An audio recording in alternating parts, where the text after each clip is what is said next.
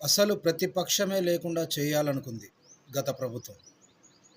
ఈరోజు ప్రతిపక్ష హోదా అడుక్కునే స్థాయిలో ఉంది. ప్రతిపక్షం అనేది ఎంత బలంగా ఉంటే ప్రజల సమస్యలు అంత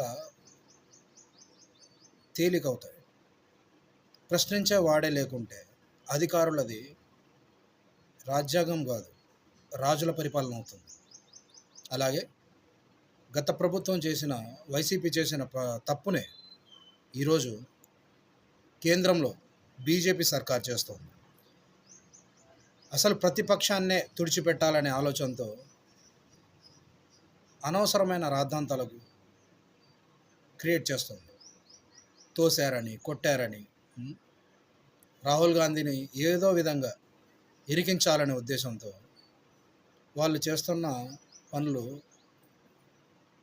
సిగ్గుతో తలదించుకునేలా ఉన్నాయి. 2027 ఎలక్షన్స్లో ఖచ్చితంగా కాంగ్రెస్ పార్టీనే గెలుస్తుందని నా అభిప్రాయం. ఎందుకంటే మత ప్రాతిపదికన దేశాన్ని విడగొట్టే ప్రయత్నం చేస్తుంది బీజేపీ. అలాగే జోడో యాత్ర అని కాంగ్రెస్, రాహుల్ గాంధీ దేశాన్ని కలిపే ప్రయత్నం చేస్తున్నారు. రెండు మతాలు కలిసి ఉంటే ఎంత గొప్ప భారతదేశాన్ని మనం నిర్మించవచ్చు. అదే 2-3 మతాలు కొట్టుకుంటే ఎలాంటి దేశం తయారవుతుంది? మీ విజ్ఞతకే వదిలేస్తున్నాను.